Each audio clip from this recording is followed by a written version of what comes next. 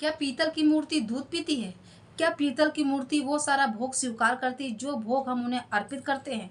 जो हम वस्त्र पहनाते हैं वो सारे वस्त्र वो स्वीकार करते हैं, हमारी सेवा स्वीकार करते हैं? और उनके प्रति जो हमारे अंदर भाव होते हैं क्या वो स्वीकार करते हैं और वो समझते हैं हमारे भावों को? क्या वो हमसे बात करते हैं? नमस्ते दोस्तों, मैं हूँ नीलम। आज का प्रसंग इन्हीं बातों पर आधारित है। जो भक्त हमारे लड्डू गोपाल कान्हा की सेवा करते हैं, उनकी सेवा में होते हैं, एक भाव ज़रूर उनके मन में आता होगा कि जो सेवा उनके प्रति हम करते हैं, जो बातें हम उनसे करते हैं, क्या वो बातें हमारी सारी सुनते हैं? और बाद में क्या वो उनकी जवाब देते हैं हमें? ये सारे भाव, जो भोग हम उन्हें लगाते हैं, स्नान कराते हैं, प्रसाद उनके लिए बनाते हैं, उनके भाव को हम बिना कहे समझ जाते हैं। क्या ऐसे वो भी समझते हैं हमारे भावों को? ये सारी बातें, ये सारी चीज़ें हर भक्त, हर व्यक्ति के मन में आता है जो सेवा भाव में होते हैं। तो दोस्तों, आज का प्रसंग बहुत ध्यान से सुनिएगा। ये प्रसंग आपकी भक्ति के उन प्रश्नों का जवाब होगा जो आप अपने भक्ति को करते हुए लड्डू गोपाल की सेवा करते हैं। और आपके मन में जो ये प्रश्न आते हैं कि क्या कान्हा हमारी बात को सुनते हैं, जो बातें हम करते हैं? तो हाँ, आपकी बातों को कान्हा सुनते हैं, आपके भाव को सुनते हैं, आपके उन बातों को भी सुनते हैं जो आप नहीं कह पाते, उन भाव को समझ जाते हैं जो अनकहे भाव होते हैं। तो दोस्तों, आज का प्रसंग बहुत ही ज्ञानवर्धक है, सुनिएगा। तो दोस्तों, ये प्रसंग कलकत्ता की रहने वाली सुषमा का है, जिन्होंने बचपन से ही भगवान श्री कृष्ण के प्रति इतना लगाव था, इतना प्रेम था कि वो कृष्ण भगवान की भक्ति ऐसी करती थी कि संसार के दुख सुख उनको ही समर्पित करती थी। कितने भी कष्ट आ जाए वो कृष्ण कृपा समझकर स्वीकार करती थी। ऐसा स्वीकार भाव उनके जीवन में आ चुका था। उनकी शादी हो गई, लेकिन भक्ति में उनकी कोई भी बाधा कभी नहीं आई। वो अपनी भक्ति को निरंतर करती रही। जब उनकी शादी हो गई, वो अपने ससुराल चली गई। उनकी 2 बच्चे हुए और कुछ समय ऐसा दुख का उनके साथ आया कि उनके पति का स्वर्गवास हो गया। लेकिन अपने कृष्ण के प्रति उनका लगाव कम नहीं हुआ, कान्हा के प्रति उनका लगाव कम नहीं हुआ कि इतने दुख के आने के उपरांत वो अपनी कान्हा की भक्ति ना करती हो। वो अपनी कान्हा की भक्ति को निरंतर करती रहती थी। जब पति का स्वर्गवास हो गया तो बच्चों की देखभाल का पूरी जिम्मेदारी उनके सिर पर थी। किसी तरह बच्चों की देखभाल, पढ़ाई लिखाई में व्यस्त रहती थी। किसी तरह बच्चों की शादी की और एक बार उन्हें वे वृंदावन जाने का अवसर प्राप्त हुआ। वो अपने बच्चों के साथ वृंदावन गए। बच्चे उनके बड़े हो चुके थे और वहीं बिहारी जी के मंदिर के पास से उन्होंने एक लड्डू गोपाल की प्रतिमा को वहां से सेवा वहां की ले ली। मन में ये भाव था कि हम ठाकुर जी की सेवा इस तरह से अपने पास में रखकर करेंगे। कृष्ण की भक्त तो वो शुरू से बचपन से थी, लेकिन जब बिहारी जी के मंदिर गई, वृंदावन जाने का अवसर मिला तो उनकी भक्ति को और एक नया मोड़ मिल गया। वहां से कृष्ण जी के, ठाकुर लड्डू गोपाल जी के विग्रह को वहां से सेवा में ले लिया और अपने घर लेकर साथ में चली आई। सेवा करते करते काफी समय उनका व्यतीत हो गया, बीत गया। बच्चे उनके बड़े हो गए, सबकी शादियां हो गई, बच्चे अपने गृहस्थी में व्यस्त हो गए और वो मैया ठाकुर जी की सेवा, अपने लड्डू गोपाल की सेवा, भोग लगाती, स्नान कराती और उनसे बातें करती अकेले में, क्योंकि वो अकेले हो चुकी थी। बच्चे अपनी अपनी जिंदगी में व्यस्त हो चुके थे, मैया एकदम अकेले हो चुकी थी। कान्हा जी की सेवा करती थी, लड्डू गोपाल की सेवा करते थे, उनसे ही बातें करते थे और उन्हें अपना सब कुछ, सर्वस्व उन्हें समझते थे। ये लगाव बचपन से था, लेकिन जब से वो कान्हा को लेके आए, ये प्रेम और प्रगाढ़ हो गया उनका। उन्हें साक्षात लगने लगा कि मेरे कान्हा मेरे सब कुछ, मेरी बातें सुनते। वो हर प्रकार की बातें वो उनसे ही करते थे। एक बार वो अपने बच्चे से कहने लगी, देखो बेटा, आप लोग अपनी अपनी जिंदगी में व्यस्त हो गए हो, तो मैं ऐसा सोच रही हूँ कि मैं वृंदावन जाके ब्रजवासियों के साथ वहां अपने आगे की जिंदगी जो बची हुई है मैं उनके साथ व्यतीत करूं। ऐसे में ठाकुर जी के दर्शन कर लिया करूंगी और सेवा करने का अवसर मुझे मिल जाएगा। अब मेरे जीवन में बचा है क्या है?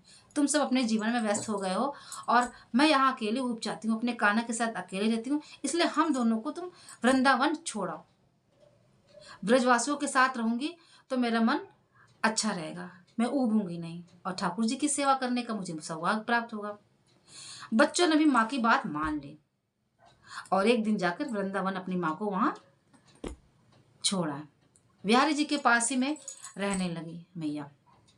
निरंतर लड्डू गोपाल की सेवा करती थी, स्नान कराती, उनके लिए भोग बनाती, प्यारे प्यारे से गीत सुनाती, उनसे बातें करती, और जो समय मिलता बिहारी जी के दर्शन करने लगी और ब्रजवासियों के साथ समय बिताती। समय बहुत अच्छा उनका बीतने लगा।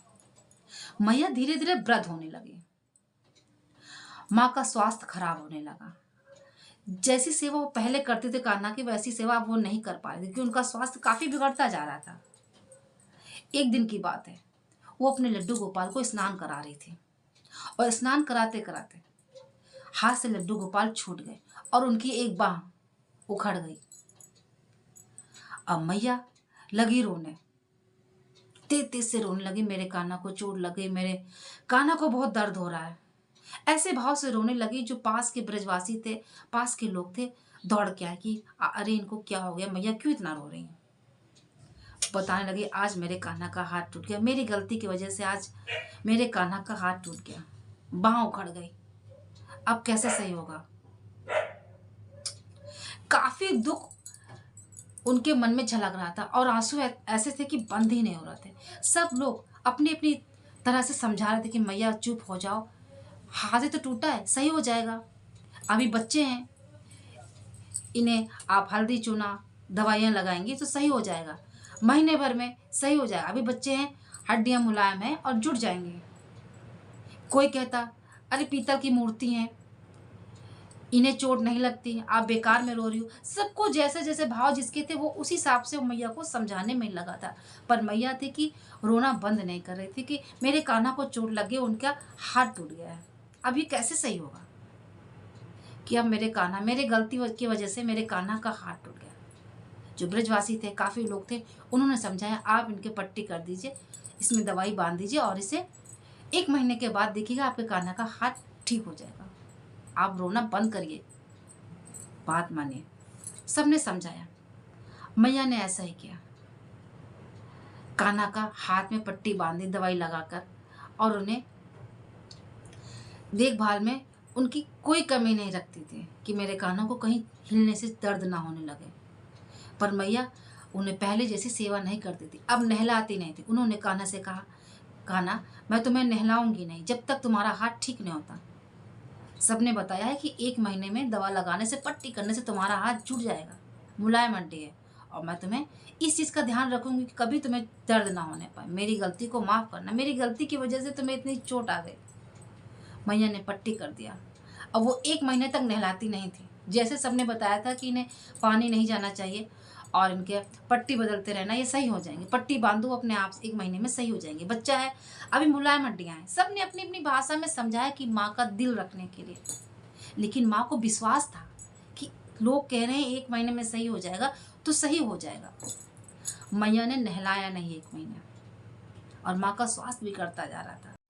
फिर क्या होना था, माँ को भी विश्वास था कि मेरे कान्हा का हाथ 1 महीना पूरे होते होते सही हो जाएगा। इस विश्वास के साथ वो समय काटती रही, और 1 महीना पूरा होने का वो इंतजार करती रही। 20 दिन बीते थे, 20 से 25 दिन हो गए।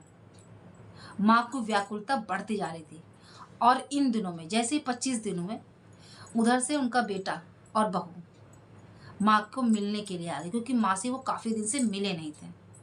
माँ को इस हालत में देखकर, बीमार देखकर उनको बहुत दुख हुआ, और कहने लगे, मैया तुम एकांत में यहाँ रहती हो, घर वापस चलो, कैसे अपनी देखभाल करती हो, काफ़ी दिनों को मैंने आप हम लोग आपसे मिले नहीं थे, इसलिए मिलने चला कि माँ की कुछ खबर नहीं मिल रही है, इसलिए मैं मिलने चला आया, और ऐसा देख के मुझे बहुत बुरा लग रहा, आप मेरे साथ वापस चलिए। तो मैया ने कहा, नहीं, मेरे खाना का हाथ टूट गया, बाँह टूट गई है, जब तक वो सही नहीं हो जाते, अब मैं इस ब्रज भूमि को छोड़कर कहीं नहीं जाऊंगी, मरूंगी तो यहीं, जीऊंगी तो यहीं। ऐसा भाव कि उन्होंने ठाकुर जी को अपना जीवन समर्पित कर दिया था। ऐसे ही होता है दोस्तों, जब अपने पूरे जीवन को, संसार के कार्यों को कर चुकते हैं, और ये भाव होता है कि अंतिम समय अपने ठाकुर जी को समर्पित कर देते हैं। जब तक हमारी संसारिक जीवन की सारी जिम्मेदारियां पूरी नहीं होती, ऐसा ही करना चाहिए। जब आखिरी समय हमें लगना चाहिए कि हमारे जीवन की सारी समस्याएं, सारी चीज़ें, जिम्मेदारियां जितनी हैं खत्म हो गई हैं, तो हमें अपने प्रभु के शरण में चले जाना चाहिए, उनकी ही सेवा में होना चाहिए। आखिर ये जीवन होता है किस लिए? जीवन की समस्याएं कभी नहीं खत्म होंगी, इस संसार की कमियां कभी पूरी नहीं होने वाली। मैया ने कहा, नहीं, मैं कभी अपने बिहारी जी को छोड़ के नहीं जाने वाली, मैं ठाकुर को छोड़कर मैं यहाँ से तनिक भी नहीं हिलूंगी। और मेरे कान्हा का हाथ टूट गया, बांह टूट गई है। बहू से कहा, बेटा तुम इनके लिए भोग बना दो, मैं इनके लिए भोग भी नहीं बना पाई, ये भूखे हैं और काफ़ी दिन हो गया मैं इनकी सेवा भी नहीं कर पा रही। माँ की यह हालत देख के बहू को बड़ा दुख हुआ। बहू ने दाल चावल का भोग बनाया और ठाकुर जी को भोग लगाया। जब वो भोग लगाए तो उसने देखा कि बहुत गंदे लग रहे हैं ठाकुर जी, लड्डू गोपाल बहुत अजीब से लग रहे हैं, दवाई लगी बहुत। तो कहने लगी, मैया आपने इन्हें नहलाया नहीं, ये कैसे कैसे सेवा, आप तो सेवा में कोई कमी नहीं रखते थे और आप कैसे लग रहे हैं ठाकुर जी, कान्हा की क्या स्थिति हो गई है? मैया ने कहा, इनका हाथ टूट गया, तब से मैंने इन्हें स्नान नहीं करवाया, ये दवाइयाँ लगी हुई हैं, इस वजह से मैंने इन्हें स्नान नहीं कराया। अब 1 महीना होते ही फिर मैं इनको स्नान कराऊंगी। 25 दिन तो हो ही गए थे। बहू ने भोग लगाया, लड्डू गोपाल को भोग लगा के प्रसाद दिया, प्रसाद ग्रहण किया सबने। बहू के मन में आया, क्यों ना इनकी सेवा की जाए, इन्हें स्नान करा दिया, जिन्हें साफ सुथरा कर दिया जाए। अब तो 25 दिन हो गए, अगर ठीक होना होगा। माँ तो ऐसे ही कहती रहती, कहीं पीतल की मूर्ति का कहीं हाथ टूट सकता है? हाथ टूट गया है तो कैसे टूट जाएगा, कोई इंसान तो है नहीं, चलो मैं इन्हें स्नान ही करा देती हूँ, कम से कम साफ तो लगेंगे। उसने क्या किया, माँ को बताया नहीं और पट्टी वट्टी खोल दी। और जैसे ही पट्टी खोली उसकी आंखें फटी की फटी रह गई। क्या देखती है कि लड्डू गोपाल का कहीं से हाथ टूटा नहीं, बिल्कुल सही। अचंभव से हो गया। वो दौड़ती हुई माँ के पास गई, बोली, मैया, माँ, ये क्या, आप तो कही थी इनका हाथ टूटा, ये कहीं से टूटा नहीं, ये तो एकदम जुड़ गया है, बिल्कुल सही है। इनका हाथ टूटा भी था कि ऐसे ही आपको लगा कि हाथ बांध दिया? माँ के आंसू रुकने का नाम नहीं ले रहे थे। ऐसी भक्ति होती, क्योंकि भक्त जानते हैं कि हमारे भगवान कितना सुनते हैं हमें, और भगवान भी अपने भक्त की उस आस्था को कभी टूटने नहीं देते हैं। ये कान्हा के चमत्कार हर कड़, हर क्षण, हर पल चमत्कार होते रहते हैं उनके जीवन में। जिन्हें विश्वास होता अपने ठाकुर जी पे, अपने कृष्ण, अपनी कान्हा पे, उनके जीवन में चमत्कार हर पल होता है। उनका जीवन चमत्कारमय हो जाता है, क्योंकि विश्वास इतना प्रगाढ़ होता है। माँ का विश्वास इतना प्रगाढ़ था कि उनके विश्वास के आगे ठाकुर जी की बाह जुड़ गई और कहीं से भी नहीं लग रहा था कि वो टूटी हुई है। माँ के आंसू बंद होने के नाम नहीं ले रहे थे। माँ ने कहा, ठाकुर जी ने मेरे सुन ली, मेरी प्रार्थना, मेरी सेवा को स्वीकार किया है आज। माँ के आंसू रुक नहीं रहे थे। माँ के ऐसी भक्ति देखकर उनके बच्चे बहुत खुश हुए। दोस्तों, अगर हमारी सच्ची भक्ति प्रगाढ़ है तो हमारे कान्हा, हमारे ठाकुर कहते हैं, यदि हम 3 महीने तक हम सेवा करते हैं, ठाकुर जी की सेवा करते हैं या विग्रह की सेवा करते हैं, उनमें प्राण प्रतिष्ठा हो जाती है। जो भोग उन्हें हम लगाते हैं, जिस मूर्ति की हम सेवा करते हैं, जहाँ रोज धूप बत्ती लगाते हैं, भोग लगाते हैं, उनसे बातें करते हैं, अपने दुख को सुनाते हैं और अपने सुख को उनसे साझा करते हैं, तो उनमें प्राण प्रतिष्ठित हो जाती है। उसमें प्राण प्रतिष्ठा, उसमें प्राण आ जाते हैं, जीवंत हो जाती हैं मूर्तियाँ। और कान्हा जी, हमारे ठाकुर लड्डू गोपाल, एक ऐसी ये अद्भुत कथा नहीं, ऐसे पहली चमत्कार नहीं है, हर पल हर क्षण वो चमत्कार दिखाते रहते हैं, क्योंकि उनके विश्वास, भक्त का विश्वास इतना प्रगाढ़ होता है कि कान्हा मेरे हर पल मेरे साथ है। ऐसी सच्ची घटना काफी सुनने को मिलेगी। जो भक्त अपने कान्हा, अपने ठाकुर पे प्रगाढ़ विश्वास करते हैं, उनका विश्वास वो कभी तोड़ते नहीं। इसीलिए दोस्तों कहते हैं, अपना विश्वास प्रगाढ़ रखे। कैसी भी मुसीबत की आंधी जीवन में आ जाए, लेकिन अपने विश्वास को प्रगाढ़ रखना चाहिए। हम किसी भी भगवान की पूजा करते, किसी भी मंदिर, किसी भी तीर्थ स्थान या किसी के प्रति हमारी आस्था है, पर हमारे विश्वास को प्रगाढ़ ही होना पड़ेगा। तभी हमारे विश्वास प्रगाढ़ होगा, तभी हमें भगवान की प्राप्ति होगी। यदि आज इस भगवान में श्रद्धा हो गई तो किसी ने कहा तो वहां हम चले गए, तो ऐसे आपका विश्वास प्रगाढ़ नहीं होगा, तो भी आप ढूंढते रहेंगे भगवान को। पर यदि आपका विश्वास प्रगाढ़ किसी एक चीज को लेकर है, तो वो विश्वास कभी आपका टूटेगा नहीं। इसीलिए कहते हो अपने विश्वास को प्रगाढ़ रखें, अपना ख्याल रखें। दोस्तों, ये सत्य घटना, छोटा सा प्रसंग, छोटी सी कथा आपको कैसी लगी कमेंट बॉक्स में लिखकर जरूर बताइएगा। और कमेंट बॉक्स में राधे राधे जय श्री कृष्णा लिखना मत भूलिएगा। श्री जी की कृपा आप सब पर बनी रहे, कान्हा की कृपा आप सब पर बनी रहे।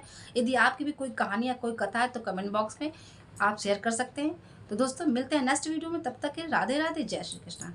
नमस्ते दोस्तों।